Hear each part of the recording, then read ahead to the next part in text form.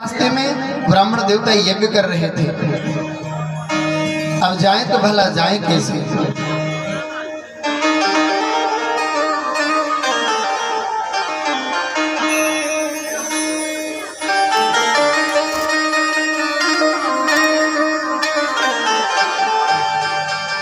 जब ये विचार करने लगी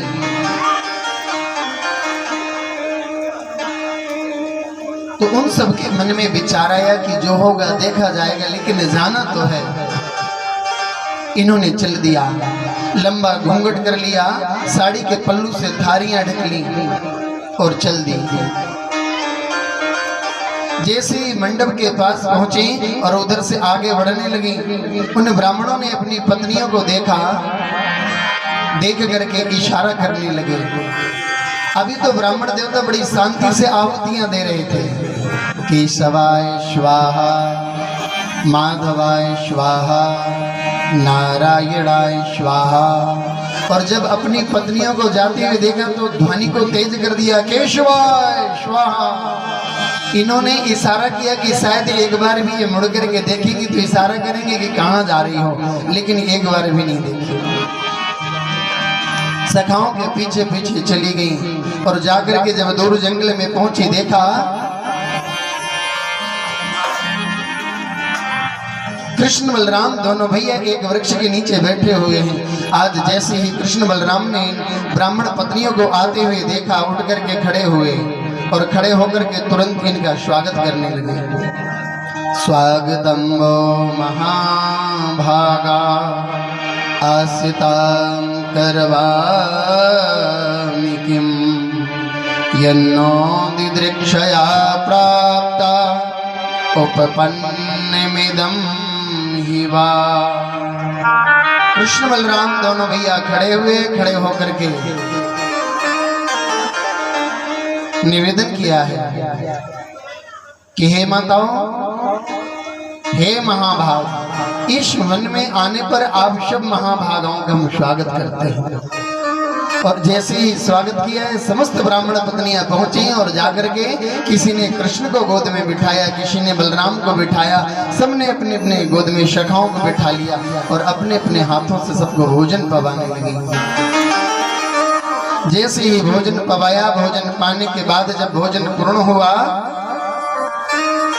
कृष्ण उनसे कहने लगे, माताओं, आप लोग बड़ी धन्य हैं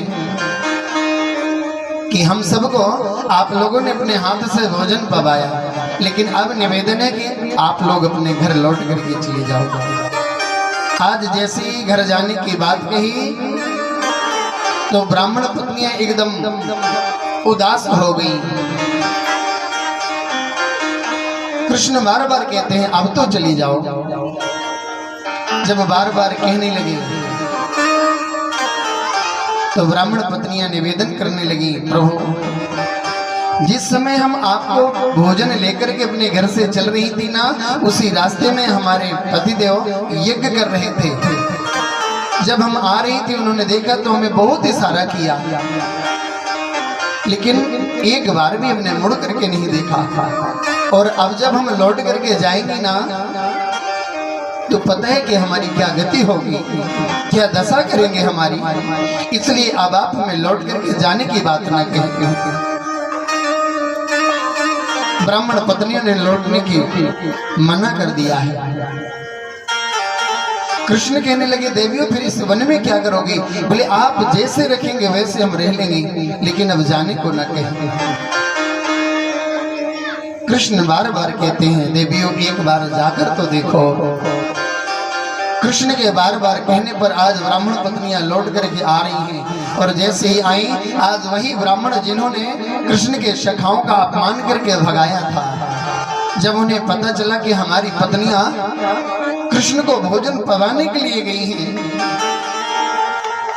जैसे ही लौट करके आई, वो ब्राह्मण देवता अपने अपने द्वार पे सुंदर चौक पूर करके बंधनवार सजाए, कलश दीपक रख करके उनकी अगुवाई कर रहे हैं और अपने जन्म कर्म सबको धिक्कारने लगे। दिग जन्म नस्ति विदाम दिग बहुज्ञताम धिक्कुलं धिक्रियादाक्ष्यं विमुखाये त्वअधोक्षजे। अपने आप को ब्राह्मण देवता धिक्कारने लगे कि हमारे कर्म, हमारे जन्म, हमारी क्रिया सबको धिक्कार है, जिसके अभिमान में आकर के तो अधोक्षजे, उस अधोक्षज ब्रह्म के दर्शन से हम वंचित हो गए। इतना अहंकार इन ब्राह्मणों के मन में कि ब्रह्म के दर्शन से भी वंचित होना पड़ा। जीवन का अगर कोई शत्रु है तो है अहंकार। अहंकार में आकर के इंसान बड़े बड़े काम बिगाड़ बैठता है। परिणाम ये हुआ कि इन ब्राह्मणों को ब्रह्म का दर्शन नहीं मिला, और जब इनकी पत्नियां लौट करके आई उनका पूजन किया और कहने लगे, देवियों आज से तुम हमारी पत्नी ही नहीं, हमारी ज्ञान की गुरु भी हो। तुमसे हमें ज्ञान प्राप्त हुआ कि अब हम कभी जीवन में किसी वस्तु का अभिमान नहीं करेंगे।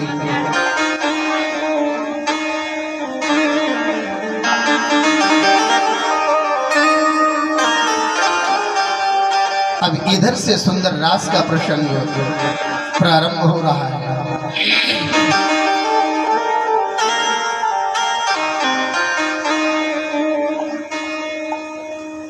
शरद पूर्णिमा की अर्धरात्रि, गोविंद ने वेणु का वादन किया। भगवान पिविता रात्रि शरदोत्फुल्ल मल्लिका वीक्षरन्तुं मनुश्चक्रे योगमाया उपाश्रिता। शरद पूर्णिमा की रात्रि मल्लकादिक पुष्पों से आच्छादित है, दीप्यमान हो रही है, और उसी रात्रि में गोविंद ने वेणु का वादन किया। निशं गीतं ददनंगवर्धनं ब्रजस्त्रिया कृष्ण गृहीते मानसा आजग्मुरन्योन्यमलक्षितोद्यमा स यत्र कान्तो जवलोलकुण्डला। उस अर्धरात्रि में जब गोविंद ने वेणु का वादन किया, ऐसे वेणु का वादन किया है कि सारे जगत को आकर्षित कर लिया। इति वेणुरवम राजन सर्वभूत मनोहरम। जिसके कान में भी वेणु की ध्वनि गई, आवाज गई, वो स्तब्ध हो गया। नदियों का जो जल गलगल निनाद करता हुआ प्रवाहित हो रहा था, वो जल भी रुक गया, पत्थर भी द्रवित होने लगे इस वेणु की धुन को सुन करके। लेकिन आज जब दूसरी बार अर्धरात्रि में गोविंद ने वेणु का वादन किया, तो सिर्फ और सिर्फ उन गोपियों के चित्त को चुराया है जिस समय प्रभु श्री राम दंडकारण्य में भ्रमण कर रहे थे।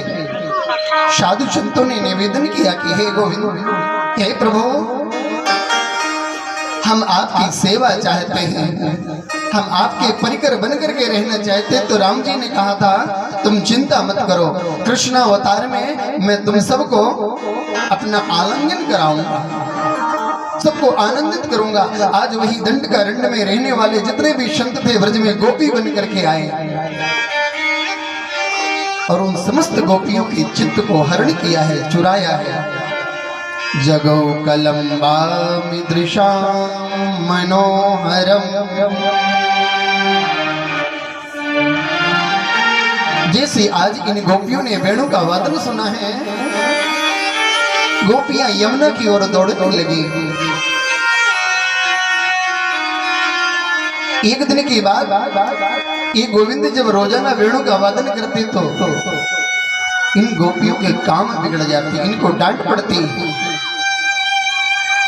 एक दिन समस्त गोपियों ने सलाह की कि आज चल करके गोविंद से निवेदन करना है ये सब गोपियां एकत्रित होकर के गोविंद के पास गई और जाकर के कहने लगी, गोविंद आप वेणु तो अच्छी बजाते हैं, लेकिन आपसे एक निवेदन है। बोली क्या?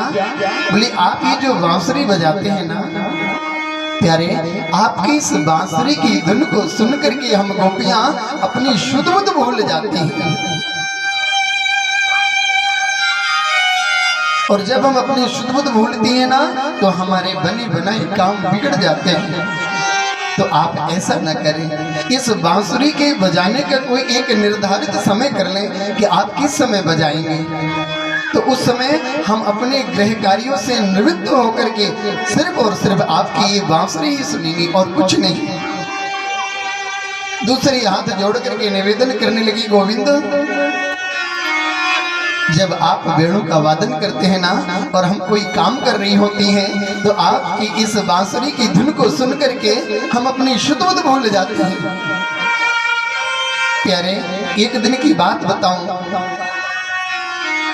मैं अपने घर में भोजन बना रही थी और उसी समय आपने ये बांसुरी का वादन किया। मैं ऐसी शुद्ध बुद्ध भूली, ऐसी शुद्ध बुद्ध भूली कि जो चूल्हे की रोटी वो चूल्हे में जलने लगी और जो आग में थी वो आग में जल गई। इतने में मेरी सासू आई और सासू ने आकर के कहा, अरे बहू तू पागल तो नहीं है, देख रोटी जल रही है। ये हाल हम गोपियों का होता है। अरे श्याम सुंदर, हम कहां तक आपसे कहें। एक दिन की बात, जब मैं अपने पति को भोजन परोस रही थी, आपकी ये वेणु का वादन हुआ, मैंने सुनी और शुद्ध बुद्ध भूल गई। दाल में थोड़ा नमक कम था, मेरे पति ने कहा थोड़ा सा रामरस तो दे दो, मैंने चीनी परोस दी। ये हाल हम गोपियों का होता है। एक गोपी और कहने लगी, अरे श्याम सुंदर जब आप संध्या के समय गोपी ये वेणु का वादन करते हैं ना और उस समय हम अपना श्रृंगार कर रही होती हैं, तो एक दिन की बात मैं आपको बताऊं, संध्या का समय मैं अपना श्रृंगार कर रही थी, आपने वेणु का वादन किया, मैं ऐसी शुद्ध बुद्ध भूली, ऐसी शुद्ध बुद्ध भूली कि आंख का काजल मैंने होठों में लगा लिया और होठों की लाली आंखों में लगा लिया। लोग मुझे देख देख करके हंसने लगे। मैंने सोचा कि क्या हुआ। ये हाल हम गोपियों का होता है, तो आप ऐसा न करें। आप इस वेणु को बजाने का कोई निर्धारित समय तो कर ले। गोविंद कहने लगे, गोपियों बांसुरी मेरी, बजाना मुझे है। इसमें क्या बात है कि जब तुम कहो तब मैं बजाऊं? ये नहीं होगा। आज अर्धरात्रि के समय जैसे ही गोविंद ने वेणु का वादन किया है, ये गोपियां उस वेणु वादन को सुन करके दौड़ पड़ती हैं यमुना की ओर, और जैसे यमुना की ओर दौड़ी, उस वेणु ने इन गोपियों के चित्त का हरण कर लिया। चित्तम सुखेन भगता प्रहतम गृहेषु यन्निर्विशुद्ध्युत्करावपि गृहकृत्ये पादौ पदं न चलतस्तव पादमूला यामः कथं व्रजमथो करवामि किं वा। जैसे गोपियों ने वेणु का वादन सुना, अर्धरात्रि में ही दौड़ पड़ी। एक गोपी के पति ने अपनी गोपी को दौड़ते हुए देखा, उसने तुरंत पकड़ लिया और पकड़ करके कहने लगा, तू कहां जा रही है? गोपी कहने लगी, मैं कृष्ण से मिलने जा रही हूं। वो बोले मैं नहीं जाने दे सकता। और उसने उस गोपी को पकड़ा, एक कक्ष में बंद करने लगा। गोपी कहने लगी, अरे ये क्या कर रहे हो? बोले तू मेरी पत्नी है और अर्धरात्रि में किससे मिलने जा रही है? उस गोपी ने कहा, तुम्हें तो प्रेम मेरे इस शरीर से है, और अगर मैंने सच्चा प्रेम कृष्ण से किया होगा तो तुम मुझे एक नहीं कितने भी कमरों के अंदर बंद कर दो, लेकिन मिलने से मुझे कोई रोक नहीं सकता। उस गोपी के पति ने अपनी गोपी को बंद कर दिया, और जैसे ही बंद किया, अन्य गोपियां दौड़ी दौड़ी जा रही है यमुना की ओर। कुछ देर के बाद जब उस कक्ष को, उस कमरे को खोल करके देखा तो गोपी का शरीर पड़ा था। गोपी के शरीर में आत्मा नहीं थी। आत्मा निकल करके कृष्ण रूपी परमात्मा के पास पहुंच गई।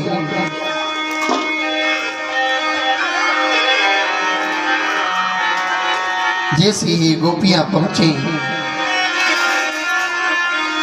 कृष्ण ने गोपियों को आते हुए देखा। कृष्ण उन गोपियों का स्वागत करने लगे।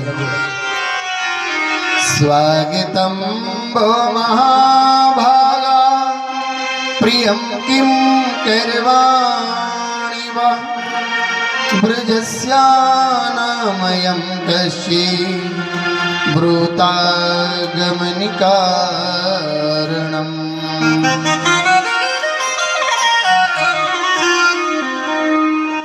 अरे गोपियों, अर्धरात्रि के समय तुम्हारा आना कैसे हुआ? आने का कारण क्या है ये तो बताओ। आज जैसे ही कृष्ण ने गोपियों से पूछा कि आने का कारण, गोपियां कुछ नहीं बोली। गोविंद अपने से कहने लगे, शायद इसलिए आई हो ना कि आज से पहले तुमने कभी ये वन नहीं देखा होगा ना, तो अब तो देख लिया, लौट करके चली जाओ। फिर भी गोपियां कोई जवाब नहीं दे रही। बार बार गोविंद गोपियों से कह रहे हैं, गोपियों आने का कारण तो बताओ तुम। जब गोपियां कुछ नहीं बोली, गोविंद कहने लगे, गोपियों ये स्त्री का लक्षण नहीं, ये पतिव्रता नारी का धर्म नहीं कि अर्धरात्रि में कोई स्त्री अपने पति को छोड़ करके जंगल चली जाए। अभी भी तुम्हारा कुछ नहीं बिगड़ा है, अभी किसी ने तुम्हें देखा नहीं, अभी तुम लौट करके घर जा सकती हो। लेकिन आज वो गोपियां हैं एकदम शांत बैठी हैं, कोई जवाब नहीं दे रही।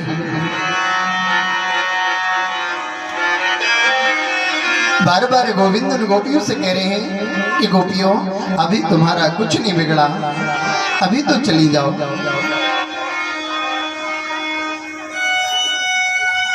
पतिव्रत नारी का धर्म नहीं। अगर तुम्हें पतिव्रत नारी का धर्म नहीं आता हो, लक्षण नहीं आते हो, तो मैं बता दूं। गोपियां नीचे को सर करके बैठी हुई हैं। गोविंद उपदेश दे रहे हैं, कहने लगे, गोपियों एक गांव में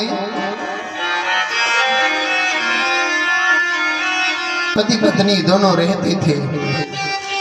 दोनों में बड़ा प्रेम था। उनके घर एक छोटा सा नन्हा सा बालक था। सर्दी के दिन सुबह सुबह की बात, पति खेत में काम करने के लिए चला गया। पत्नी आंगन में बैठ करके चावल से कंकड़ निकाल रही थी। आंगन के एक कोने में अग्नि जल रही थी। सर्दी के दिन थे। खेत में काम करता करता पति घर आया, थक गया। जिस जगह पत्नी बैठ करके चावल से कंकड़ निकाल रही थी, उसके बगल में बैठ गया और बैठे बैठे उसे नींद आ गई। अपनी ही पत्नी की गोद में सर रख करके लेट गया और उसको नींद आ गई। जो उस देवी का बालक था, धीरे धीरे आंगन में खेलते हुए अग्नि की ओर जाने लगा। और जैसे ही अग्नि की ओर गया, उसके देखते देखते वो बालक अग्नि में कूद गया। और जैसे ही कूदा, ये मन में विचार करने लगी, हे प्रभु, अगर आज तक मैंने अपने पति के सिवा किसी को सपने में भी नहीं विचार किया हो, तो मेरे बालक का कुछ बिगड़ना नहीं चाहिए। कुछ देर के बाद जब पति की नींद खुली, पति ने पत्नी की गोद से सर उठाया। पत्नी उठ करके गई और जब जाकर के देखा, बालक अग्नि में भी खेल रहा था।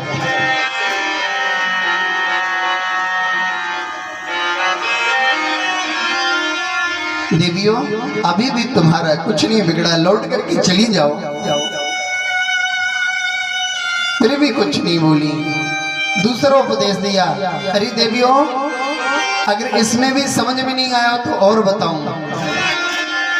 बोले एक गांव की बात,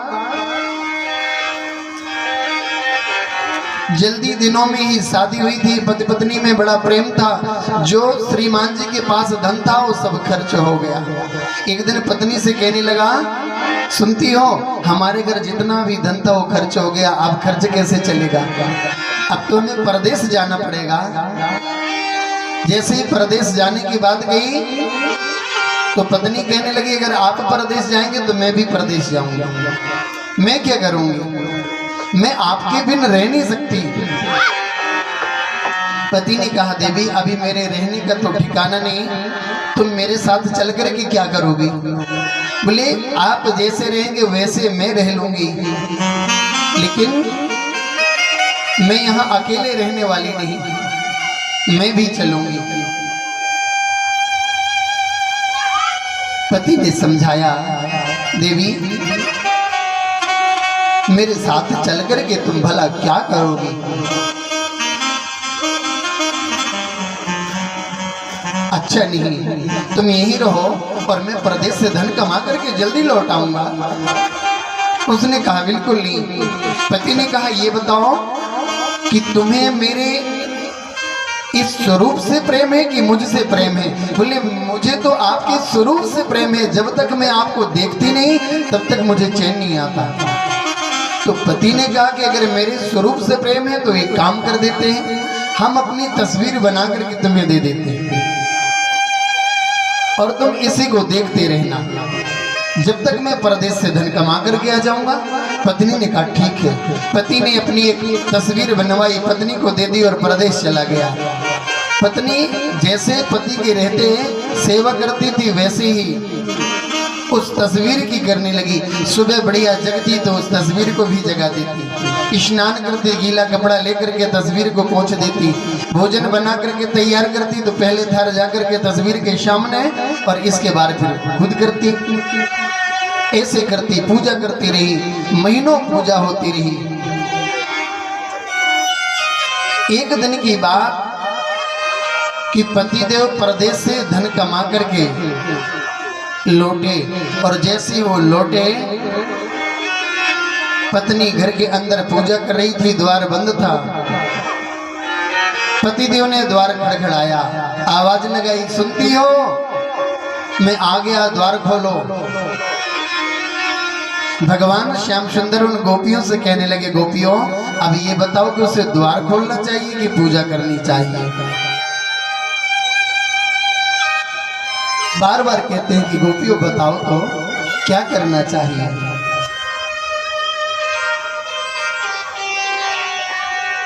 गोपियां हाथ जोड़ करके निवेदन करने लगी कि हे श्याम सुंदर, आपने जो प्रश्न किया है ना, अगर इसका उत्तर भी आप ही दे देते तो बड़ी कृपा होती आपकी। अब आप ही बता दें, आपके मुख से ही उत्तर शोभा देगा। जैसे निवेदन गोपियों ने किया, श्याम सुंदर कहने लगे, गोपियों जब सच्चा पति द्वार पे आकर के आवाज कर रहा है तो फिर कागज की मूर्ति की क्या पूजा करनी है, उसे तो द्वार खोलना चाहिए ना। जैसे इतनी बात कही, गोपियों ने तुरंत भगवान के चरणों को पकड़ लिया कि बस प्यारे, हम आपके मुंह से यही सुनना चाहती थी। जब हमारे जीवन में आप सच्चे पति प्राप्त हो गए तो अब ये माटी के ढोंडों की हम क्या पूजा करेंगे जाकर के, ये तो आज नहीं कल इनका विनाश हो जाएगा, ये तो आज नहीं कल हमें छोड़ देंगे। आया है सो जाएगा राजा रंग फकीर, कोई विमान न चढ़ चला, कोई बंधा जंजीर।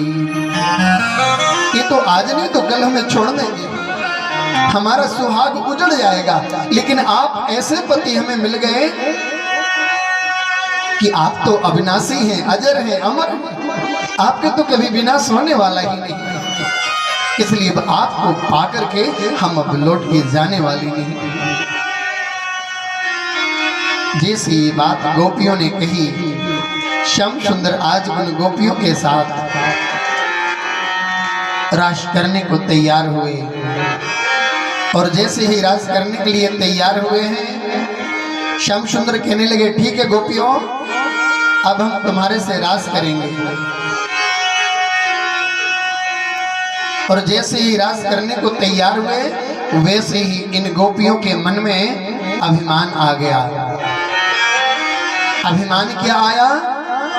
गोपियां मन में विचार करने लगी कि शायद कृष्ण हमसे इसलिए हमारे साथ नृत्य करने को तैयार हो गए कि हम देखने में बड़ी सुंदर हैं, हमारे रूप में आकर्षित होकर के हमारे साथ नृत्य करने को तैयार हुए।